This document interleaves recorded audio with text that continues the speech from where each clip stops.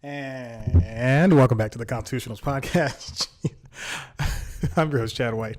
If you didn't know, this is the premier podcast for the website, peoplescomedy.com. Like I just said, it's a website. Go there. 72 episodes in, and I still can't get anything right. How sad was that? I started speaking without the microphone in front of me. I don't know what's wrong with my voice, but for the past, I would say 2 weeks, it has been a little on the not good side. Last week, if you didn't listen last week, and I don't know why you wouldn't listen last week. If you didn't listen last week, you know I have a lot of issues with Audition. If you didn't listen for the past 72 episodes, you have a lot of issues with Audition. Know that I am, when I'm looking down the computer right now, I'm doing one of two things. Looking up a story or check it out and see if Audition is still rolling. As of now, it's still rolling. It's not funny because I spent a lot of time last week having to re-record an episode. But you also did learn two facts about me. I told you 2 long stories that were, like, as I just described, too long. But you knew that I wrote that I wrote a book and some other story that I forgot to talk about that I knew about. Before we get started, I want to talk about this week's sponsor. This week's sponsor, of course, is Emma Willman from the Comedy Lineup. She's got a new stand-up special on Netflix coming August 31st, which I believe is 2 days from now as of this recording. You can check it out. She's part of the Comedy Lineup with a whole bunch of other comedians that don't really matter because Emma Willman is who we're talking about today. She's a very funny comedian from New York. She's hilarious. She's on Crazy Ex-Girlfriend for an arc with Valencia, who used to be the ex-girlfriend of one of the main characters. But now she's a lesbian who helps. All right, so Audition did crash in the middle of me doing my thing, doing the sponsor spot. I'm so sorry to Emma, and did not mean it. Anyway, like I was saying about Valencia, she's a lesbian she's now lesbian, who was an ex-girlfriend of one of the main characters, Josh Chan, which is the impetus of the entire show, which is the reason why the entire show starts. Sorry. And anyway, now she does party planning and stuff, and I ruined most of the story, but who cares? I do, because it's a great show. So watch it on Netflix. But also, also on Netflix, watch the Comedy Lineup starring Emma Willman. It's a quarter hour, but it doesn't mean it's not a quarter funny. And that is where Audition dropped the last time. I had this whole thing about it not being a quarter funny. It was really good. You missed it. I went on for about 7 minutes. I didn't. It was like 15 seconds. Anyway, quarter hour, 100% funny. Check it out. Fully funny. Check it out. Emma Willman, Comedy Lineup, August 31st. We also have a new sponsor, and I will take care of that when I find the copy later on in the episode. But you know what? We'll head on in to the whatchamacallits, to the stories. So this past weekend, Drew Michael released a stand-up special over there on the HBO Comedy Network. The HBO released a comedy special with Drew Michael, and it's not like your typical comedy special. It is a special in where Drew's only audience is he's talking directly to the camera, kind of like I'm doing right now. He's talking directly to the camera, except millions of people are watching him. He's talking directly to the camera, and the only audience is his girlfriend, but she's kind of acting within the special. They periodically throughout the special, they have these conversations. Basically they're Skype sessions, and they're just talking really about anything. And it's really cute. And it's, and I don't mean to say that, I don't mean to demean. Am I using that? I don't mean to put down what he's doing, but it's a very cute idea that in between, the set that he's doing, he's performing it, he's delivering it as if it is the same set he's doing in a comedy club, which is very funny. And he has the same mannerisms and everything. So check it out. But I'm saying him and his girlfriend, the parts with his girlfriend are just so realistic and true to life, and a little heartbreaking. And I think it's really a wonderful special. So check it out. I'm halfway through it. I'm going to finish it later on this evening. And it's directed by Gerard Carmichael, and I believe somebody else has a hand in it, but Gerard Carmichael directed it. And it's like I just said, it's Drew Michael in front of a black space talking to you. For the first, I think, 3 minutes is just him and his girlfriend, but you don't see them, and they're just talking over the phone. It's so funny. But yeah, check it out. Drew Michael, HBO. Murder on the Orient Express. Speaking of HBO, I did watch this movie over the course of the last 2 days on the HBO's Murder on the Orient Express. Let me tell you, I wanted to see this movie so badly when it came out in theaters, like so badly. I didn't care about reviews. That trailer did its job, and it sold me on the movie. So much so that I stopped watching the trailer about halfway through.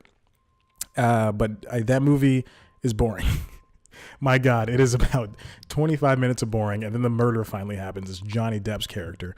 And then we got Kenneth Branagh, who stars, directs, and I think he wrote it as well. Just talking to 12 other people like Josh Gad and Lamar Odom. I don't think that's the right guy. Daisy Ridley. Let's see. That was nope. That was not Lamar Odom. It was Leslie Odom Jr. Oh my God, I'm so stupid. You know what's funny? I was introduced to Hamilton via the Never Not Funny podcast, and that was like a year before it got big, because Anthony Rapp came on Never Not Funny, who was an original Rent, and Anthony told the host Jimmy Pardo and Matt Belknap, he said, no, Hamilton's going to be this next big thing. This guy Lin-Manuel Miranda, he did this play called this musical called In the Heights, and it did really well, but this Hamilton thing's going to be huge.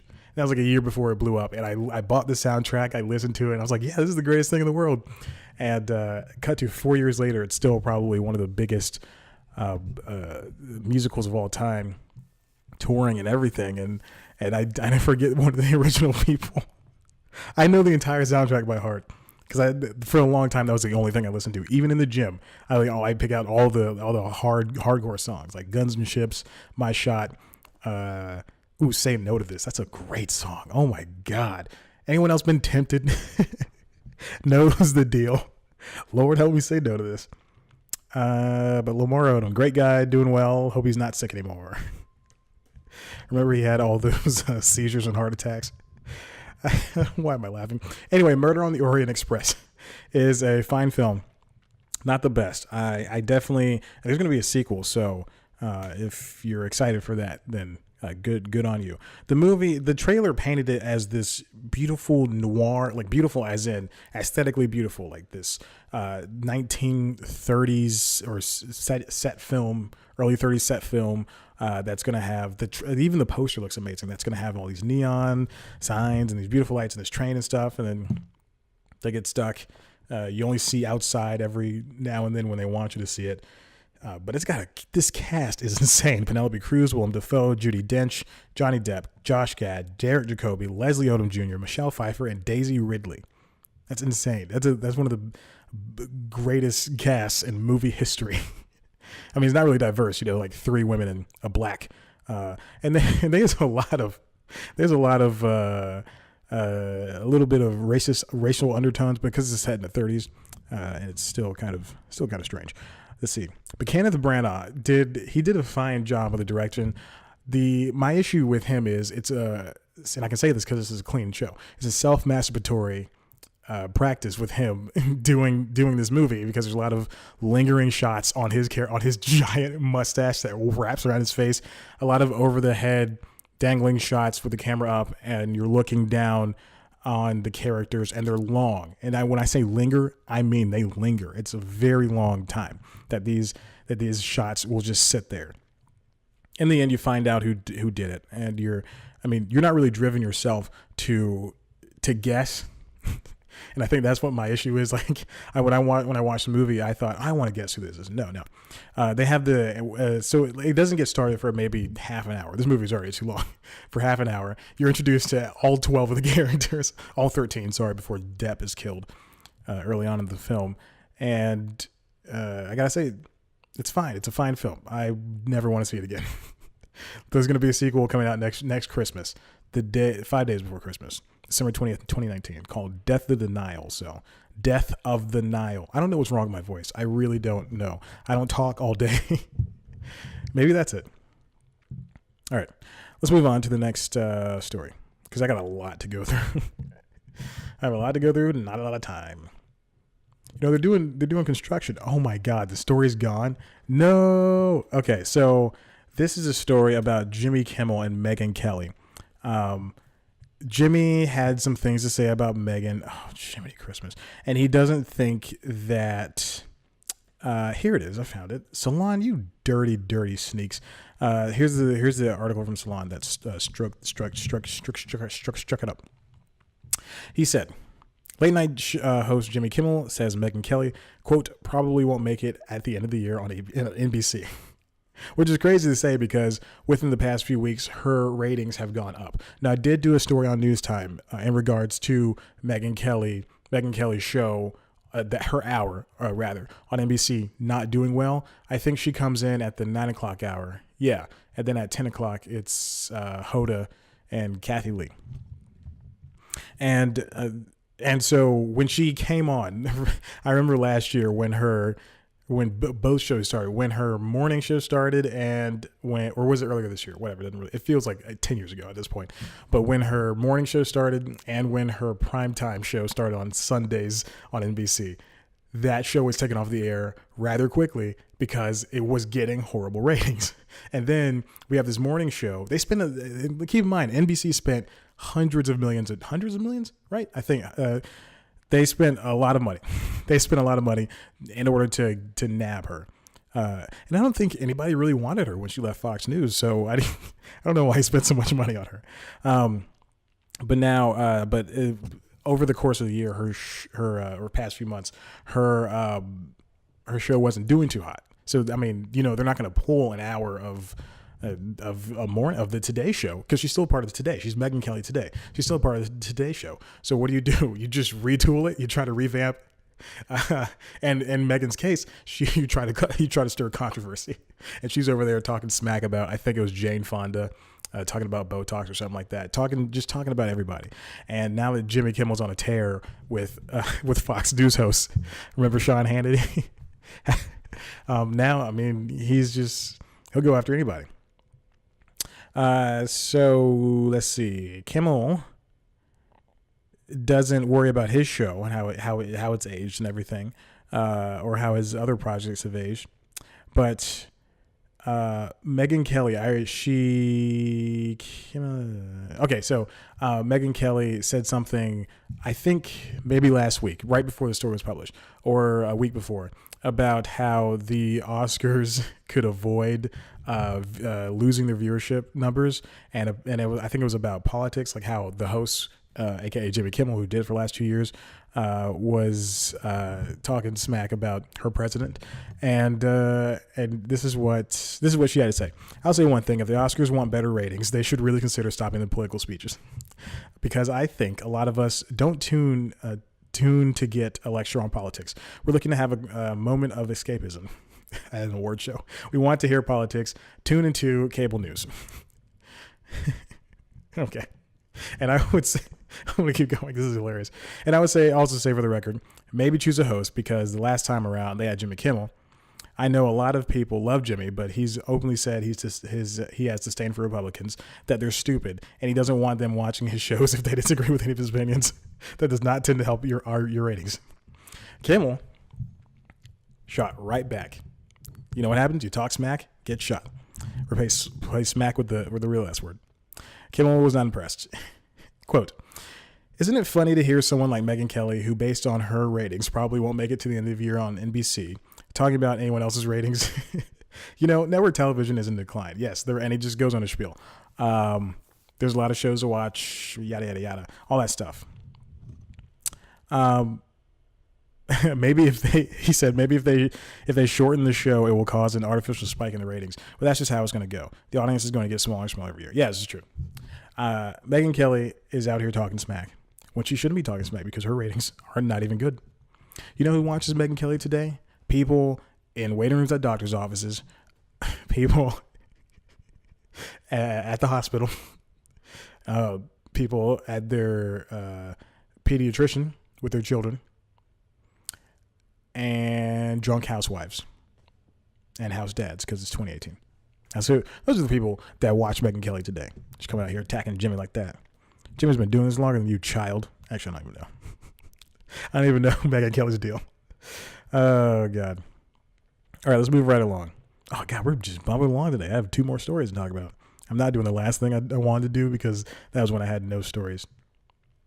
I mean, it's just I would going back to the Megyn Kelly thing. If I have low ratings on both this podcast and on News Time, except for with the exception of I'm going to check my phone right now. I'm not being rude, but I have the YouTube Studio app for C Plus Comedy's YouTube channel, and there are videos that I do that just stand out among every other video I've ever done. Like I could get on the podcast, I could get 10 views. Okay, for the podcast on the YouTube for the video podcast rather, I could get 10 views. But then I could do an episode of News Time that is about like the last one, Adam versus Fandango versus Movie Pass, the Battle for Your Tickets that came out in July, I believe, or 2 months ago. Yeah, July. And this is when Movie Pass was doing like really hot, and that could get hundreds of views and people could watch it. Hundreds of views. I have a couple of videos with thousands of views. It's crazy. And but then you have the videos that just don't do well, or some that do well just for the heck of it. I have a video with 1,200 views. It's a documentary I made, 11 minutes to almost 12 minutes, talking about how to find a Nintendo Switch in Atlanta, and people really liked it. I did a Pretty Little Liars Baby Daddy parody that people liked, that was not liked for a long time, but people liked it in the end. I did a review of Zootopia, the only video review I've ever done. I did for On Comedy's, 2 of On Comedy's videos have the highest views for the entire channel. It's crazy. But I'm not going to come out here and talk smack about who's a YouTuber, who's a famous one, MKBHD. I'm not going to come out here and talk smack. I mean, yeah, he does recycle stuff, the specs from directly from the sheet of paper about a computer or about an iPhone. Yeah, he does just read off that information and doesn't give anything new. But I'm not going to come out here and talk smack about him. Such a specific beef I have with that guy. I mean, I really like him. We're the same age, but he just recycles information. I'm still subscribed to him. I still watch his videos. He just recycles information. He doesn't add anything new. The thing you watch him KBHD. His name is Marquise Brownlee, black guy from New Jersey. Really nice, really wonderful. I love his stuff. He makes great videos, but you watch him just for the crispiness of the videos. And that's a word that he uses, crispy. You watch him just for the crispiness of the videos. You don't really watch him for anything else. You watch him for the stuff he has and the crispiness of the videos. He's got a Tesla. He's my age. He's a year younger than me. He's got a Tesla. He's got a great job. He's making millions of dollars. But I'm not going to come out here and talk smack about him because that's rude. That's a rude thing. That's a rude thing to do. Let's choose somebody else. Good Mythical Morning. GMM. Now, I'm not a child, nor am I a fanciful adult. But by gone it, I love those guys, Rhett and Link. They're very nice. They came on Never Not Funny one time. They were very nice. They do clean comedy on YouTube. You have to curse. They're subjective sometimes, which is fine because they're adults. They're adult men. But you know what? They're nice guys. And I subscribe to them because they're nice. Do I watch the videos? Maybe once every few months. There's one video. This morning they had a Kobe Bryant was in one of your episodes. And you know what? I watched 10 seconds of it. I said, I get the point, and I turned it off. I should throw him a like at some point. Oh my gosh. But you know what? I'm not going to come out here talking smack about those guys because they don't deserve it. They're nice. Everybody's nice. I just had to restart the camera. I'm going to stop mentioning it the day I have to stop doing it. All right, so I vamped for a few minutes. I'm going to move on to the last few stories. So ESPN has been in the news as of late after being bought out by AT&T. Am I right? Am I right? No, they're not a Warner company. Oh my gosh. Okay, so ESPN has a new president. His name is Jimmy Pitaro, and this happened a couple of weeks ago, about a week ago, or a week and some change. This guy is so ready to comply with the demands of the NFL. He is so down. He doesn't care about only thing he wants to do is gain the viewership of their NFL games. And he is so excited to sit down and talk about the league and not cause any controversy. Here's what he's saying about ESPN's relationship with the league. I spent a lot of time with league executives.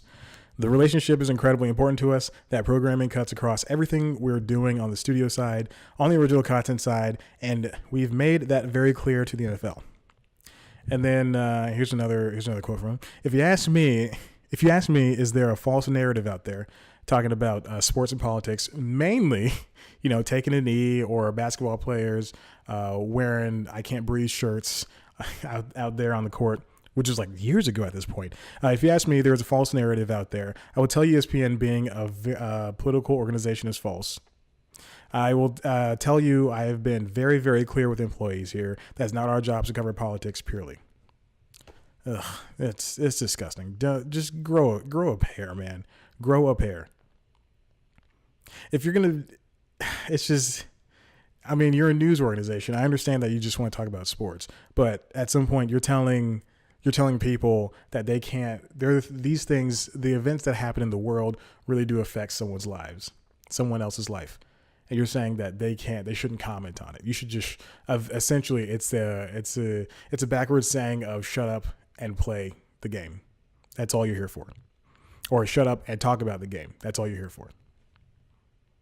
So if anything, when and I know this really doesn't apply, but when a local news station says when they try to get in on the calendar fun that is like it's National Pancake Day, we're gonna eat some pancakes on camera, or it's National Joke Day, which happened, and they tell these very crappy jokes. Shouldn't I be able to say, hey, you're a news person, shut up and just tell me the news? Come on. Anyway, so all this to say that JEMELE HILL, she is not coming back to ESPN as of this Friday. Coming nine. Here's a tweeters from Jim Miller. Coming 9/1, an amicable departure / buyout for JEMELE HILL from ESPN. Been a long time coming, which is kind of disgusting on ESPN's part. Here's some more detail. He said this on a TV show, I think. The former Sports Center anchor will accept a buyout of the remainder of her contract with the network, said sources. Hill's deal with ESPN still has at least 2 years to run. 2 years. And she stands to walk away with millions of dollars from ESPN parent Disney while she pursues other career opportunities. Now, this is after JEMELE talked smack about a lot of NFL things, a lot of presidential political things, and now all the racists, all the whites, they want her gone. They're finally getting their shot, but she's going to be a hot commodity, much like Megyn Kelly was. She's going to be a hot commodity in the coming future. And I hope she lands a job soon where she can actually speak her mind, because she is a pundit, whether it be a sports pundit, political, news, it doesn't matter. She's somebody out there telling the truth, how it is. And you're just, at some point, ESPN is just saying, hey, you can't talk about this, is silencing whatever the truth is. JEMELE HILL. And I don't know if her husband is still there, still doing the shows. I assume he is. This is much like Kenya Barris. He just got a buyout for his last year on ABC. Now he's on Netflix. And I don't even know the numbers on that. I'm sure it's lower than Ryan Murphy's, who got a 3-digit deal, versus Shonda Rhimes, who got a three-digit? Why did I say 3-digit? What is a 9-digit deal versus Ryan Murphy got 9 digits. Jesus Christ, Chad. And Shonda Rhimes got 8, I believe. So I don't know how many Kenya Barris has. I just typed in Kenya Barris. I would like to see the numbers on that. And actually, I'm going to double check. He's also doing a Bewitched reboot with an interracial family, which is going to be good. which is gonna be good. So he got a buyout from. I think he had one more year. He also produced. Oh, his contract was 3 years before his contract was set to expire. Wow, holy moly!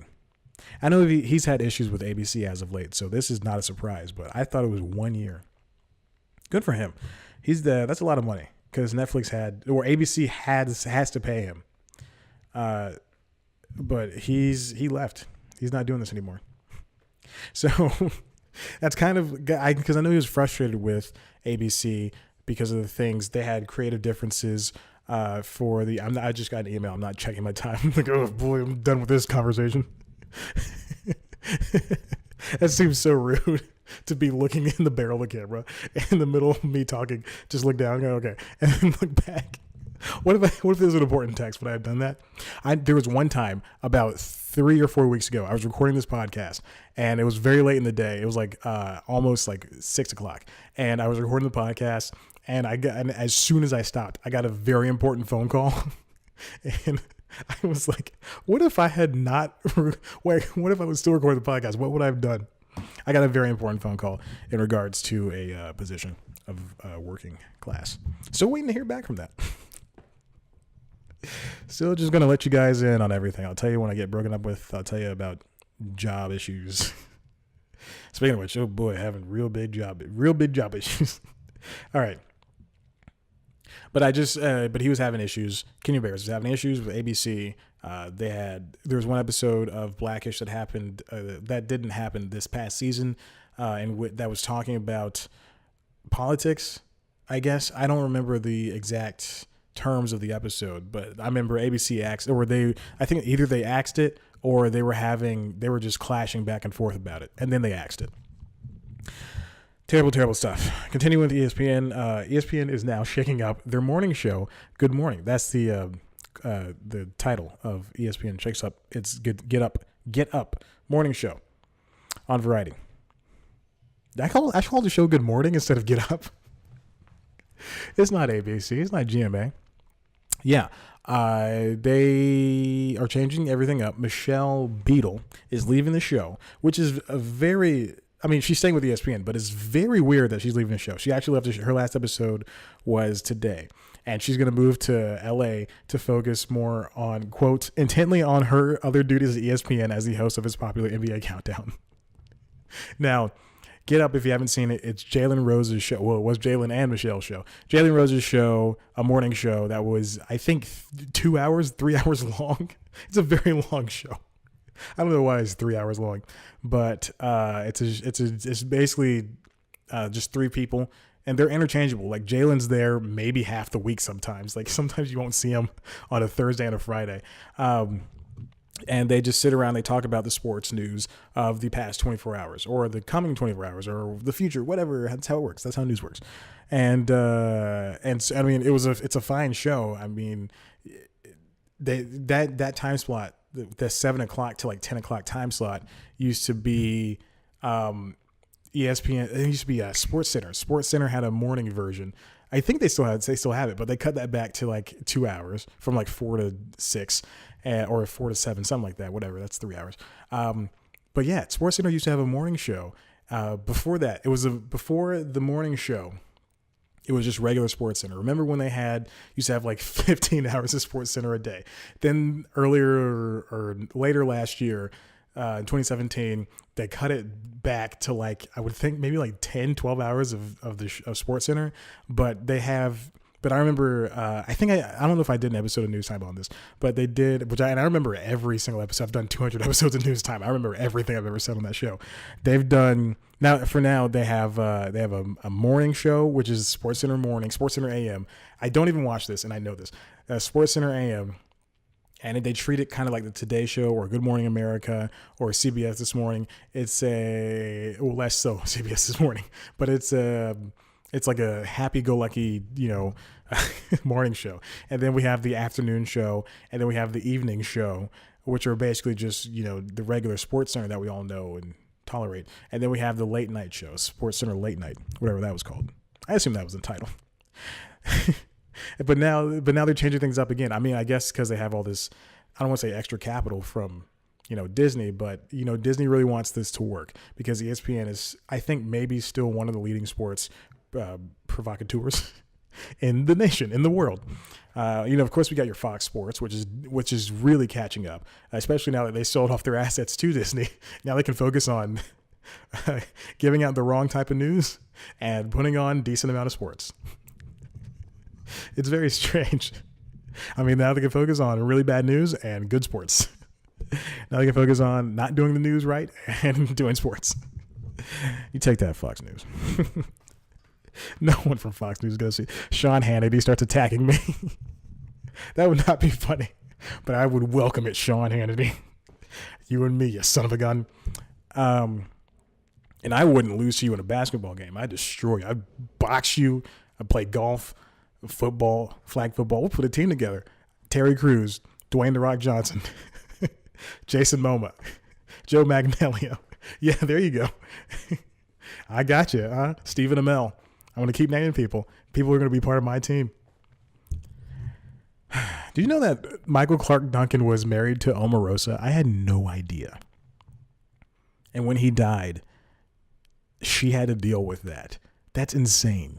Michael Clark Duncan was married to Omarosa. Heard that on a podcast. That's the craziest thing I learned this week. All right, let's keep going with this story. Okay.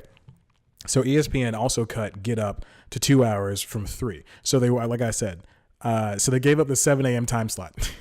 And I guess SportsCenter is going to go right back to airing straight through 8 o'clock. To 8 o'clock. Now they're going to talk. Oh, so now, oh boy. Let's see. Time slot, Venerable, SportsCenter, and leaving Get Up host Mike Greenberg to continue with. Okay, so Mike Greenberg is going to continue with the program, and there's going to be a lot of guest contributors. So I guess this is a way to get a rotating selection of different opinions, because sometimes that show would just be the three of them, and they have the same. They cover the same things all the time, and they have their opinions. They have their own opinions. I've never seen the show. I've never ever watched the show. I've only seen it at the gym, and when I had cable, that was what I would turn on, that or the news or some cartoon. So I've never actually watched the show. I've never sat down. Also, I've never sat down and watched an hour of SportsCenter. I don't want to do that. Who wants to sit down and say, "Oh boy, let's see what Scott has to say, what Mr. Scott has to say. Let's see what this guy has to say." I don't even know the contributors. I'm not gonna lie. I don't even care. Like I've sat down and watched an hour of CNN. Boy, oh boy. They wouldn't hire me, so I'm going to talk straight smack about them. I got to 3 different interviews with them. 3. Phone. In person. And you people still won't hire me? I mean, come on. Anyway. Here's what Connor Shell, the ESPN Executive Vice President, who oversees content, said about the show. "We remain very committed to Get Up, and the show continues to provide important context, wide-ranging expertise, and strong analysis and opinions," which is true. The last 2 are true. I don't know about the important context. I mean, that's just people giving their opinions. Led by Mike Greenberg, Jalen Rose, and a very talented, hardworking team. Take Michelle out immediately. It remains a central part of our revamped morning lineup. And I guess they can afford to do this right now because it is the summertime. Sports are slowing down. Football is starting up, but it's the preseason. Dallas is 0-3. No one really cares. Arizona's 3-0. I think the Raiders are doing fine. Colts losing. Eagles, they're terrible. We keep naming things. I don't know about the Falcons. I haven't seen any of the scores for that. But right now is an important juncture. Baseball there are 900 games in. Hockey's not around right now. NBA is in a summer league, or they're coming out of the summer league. NFL's preseason, so you really or soccer is dead, so you really just have nothing else to really talk about. When I still had cable, which was just a few months ago, I was watching Good Morning Football every morning. I love Good Morning Football. It's such a good show. The only reason I watched it was because of the contributors. Pete. I forget everybody's name now. I haven't seen it since like May. It's so sad. I haven't seen it all summer. But anyway, all that to say, what did they talk about? Is there a Brian on that show? There's woman Kate. I believe that's her name. She's great. I like her. I like all of them. It's very hot. It's like this right now. I don't know what's good. Is it the light? It's the light over there. It's very hot. Should I continue the show? ESPN Variety writes, has at least so far not been able to move up with Get Up. The show launched in early April and has been hard-pressed to generate an audience on par with ESPN's grander goals for the program. I think that's the problem is because it was 3 hours long. That show should have started out as an hour. That's what Sports Nation did. Sports Nation was an hour. It was an hour and it was live. And then they realized this is too long for this kind of show. Then they cut it back to 22 minutes to half an hour. 22 minutes with the commercials. Get Up is one of several attempts ESPN has made to spar more directly with a horde of hot talk programs offered on rival sports TV outlets, large and small, that give the host free range to criticize and rant. That's kind of what JEMELE Hill had and Michael Smith had on the 6 p.m. hour of SportsCenter when they were hosting it, but now they don't.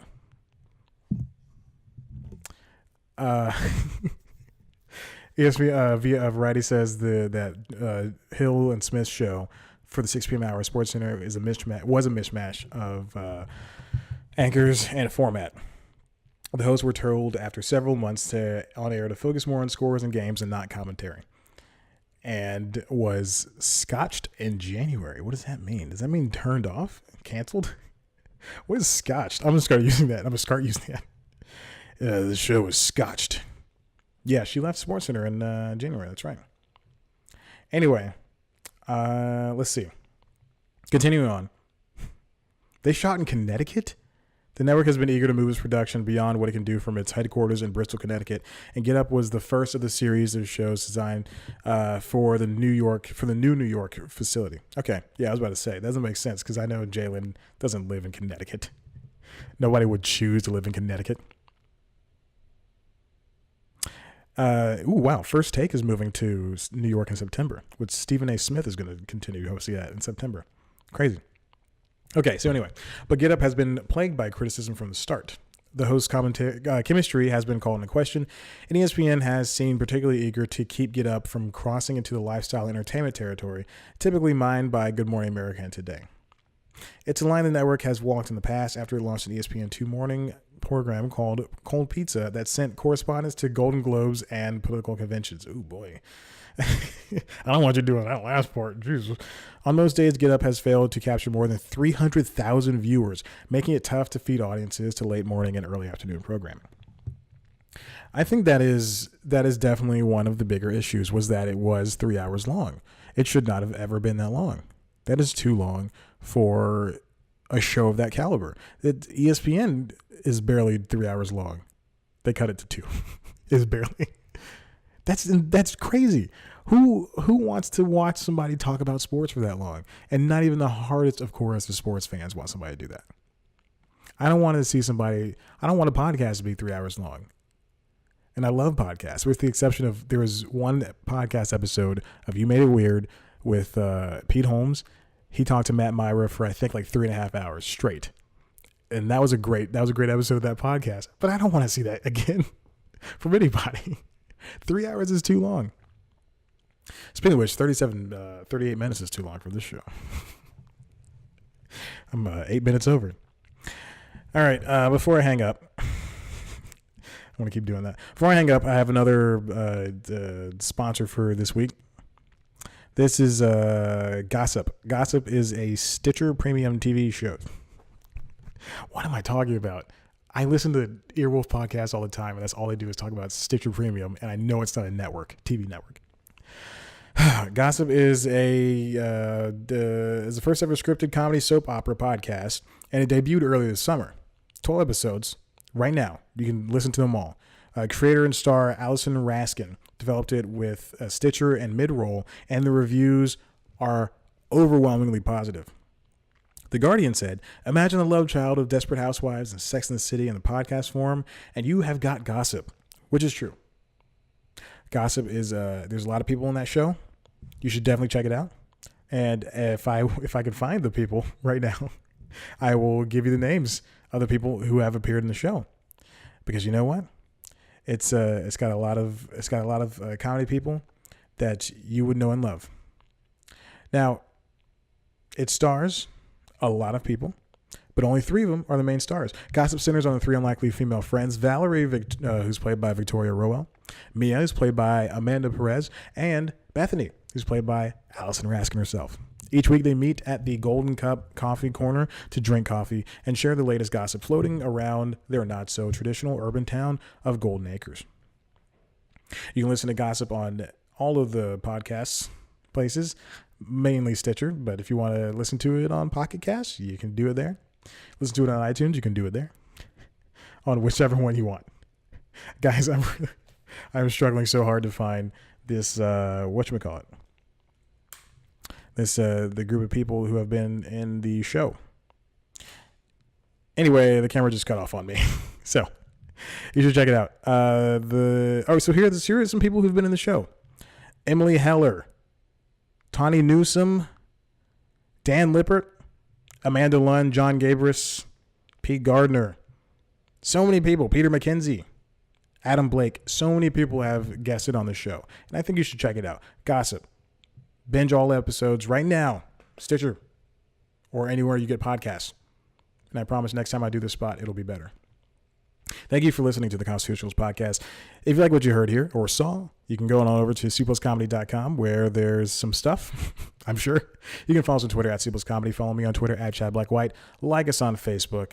Continue listening to this podcast, but also head to the YouTube page, youtube.com/cpluscomedy, where you can get our premiere show News Time as well as a video version of this podcast. The premiere show is called News Time. It's a new show. I do it every single week. It's a wonderful show where I cover entertainment news. This week's episode is about Billboard's new way to count streams. Streams are great. You like streaming music? You have to stream an album 1,250 times in order to make it look like you bought it. There you go. I just had a hiccup. Tastes like cereal. Okay. Check it out. So check out that episode of News Time. And until then, next time, I'll see you at the dinner bar.